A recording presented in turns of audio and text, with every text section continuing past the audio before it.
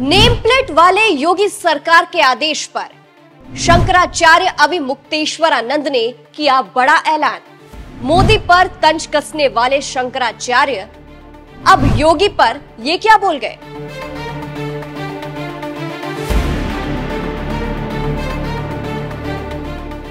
नमस्कार, मैं हूं आपके साथ सृष्टि श्रीवास्तव।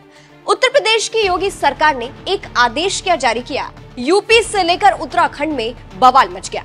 आदेश में ऐसा क्या था? आदेश था कि भाई कांवड़ रूट पर जो दुकानें पड़ती है वो अपनी नेम प्लेट लगा ले।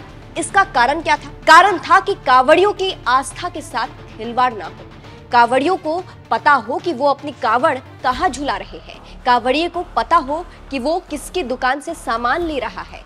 बस इतनी सी बात थी। ना हिंदुओं को दिक्कत थी ना मुस्लिमों को, लेकिन दिक्कत हो गई राजनीतिक रोटियां सेकने वालों को।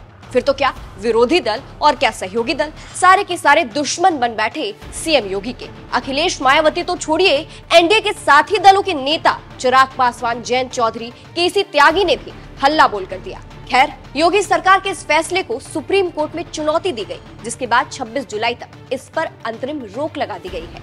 इस पूरे विवाद के बीच शंकराचार्य अविमुक्तेश्वरानंद का भी एक बयान सामने आया।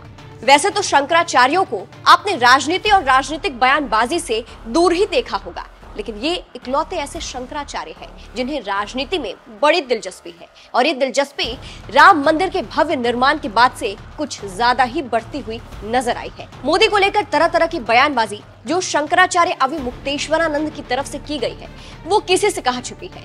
मोदी को खूब कोसने के बाद हालांकि उन्होंने अपने बयान से रातों रात यू टर्न ले लिया था। मुद्दा खत्म हो गया था। रही सही कसर अनंत राधिका की शादी में पूरी हो गई, जहां पर मोदी ने शंकराचार्य को प्रणाम किया तो उन्होंने भी आशीर्वाद दिया था। अब शंकराचार्य अविमुक्तेश्वरानंद ने सीएम योगी के आदेश पर भी अपनी राय रखी है। उन्होंने इस आदेश पर कड़ी आपत्ति दर्ज करते हुए कहा कि इसे अचानक से नहीं लाया जाना चाहिए था। क्या कुछ कहा शंकराचार्य अविमुक्तेश्वरानंद सरस्वती ने, सुनिए। तो आप फिर अचानक कर दे रहे हैं। पहले ऐसी कोई शिक्षा का आप वर्ग चलाते कि जो कांवड़िए हैं उनका प्रशिक्षण होगा, उनको समझाया जाएगा कि देखो शास्त्र के अनुसार जिस समय हम कांवड़ लेकर के चलते हैं उस समय हमको पवित्रता की आवश्यकता होती है, पवित्र भोजन करना आवश्यक होता है, पवित्र जीवन जीना होता है। आप तो डीजे बजवा रहे हो, आप तो जो है वो उछलवा रहे हो, कूदवा रहे हो। तो ऐसी परिस्थिति में कांवड़िए जो धार्मिक भावना है उनके अंदर, वो कैसे उनके अंदर आएगी? तो हम समझते हैं कि इस तरह का कानून बनाने से तो विद्वेष फैलेगा। हमारा अपना सोचना है। बहुत से हिंदू इसमें कह सकते हैं कि देखो ये फिर ऐसी बात कर रहे हैं अविमुक्तेश्वरानंद, लेकिन जो सच है वही तो हम कह सकते हैं। आखिर हम कैसे कह दें कि ये सही है? क्यों? क्योंकि मुसलमान की दुकान है, हिंदू नौकर हैं, बनाने वाले सब हिंदू हैं, और मालिक जो है गल्ला पे बैठ करके मालिकाना कर रहा है।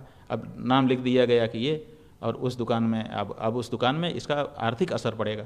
आर्थिक असर पड़ेगा तो मालिक क्या करेगा? मालिक की तो दुकान रहेगी, लेकिन वो छटनी कर देगा, तो हिंदू छटनी में जाएंगे। फिर दूसरी बात यह है कि अब जब हिंदू मुसलमान की भावना आप तेज करोगे तो अभी मुसलमान मालिक ने हिंदू कारीगर रखे हैं, हिंदू मालिक ने मुसलमान भी कारीगर रखे हैं। अब उनको दोनों के अंदर भेद आ गया। अभी तक तो ये सब बात ध्यान में नहीं थी, यद्यपि जानते थे कि ये मुसलमान है, ये हिंदू है, लेकिन इस भावना को अभी बल नहीं था।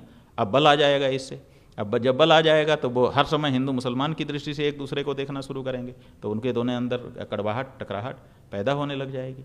तो ये सब पवित्रता कितनी मेंटेन होगी इसका पता नहीं है। अच्छा, आज परिस्थिति ये है कि लोगों की समझ ऐसी हो गई कि कोई कहीं भी खा रहे हैं। उनका विचार ही नहीं है कि किसने इसको छुआ है, किसने इसको बनाया है, किस भावना से बनाया है। ये सब सोच ही नहीं रहे हैं लोग।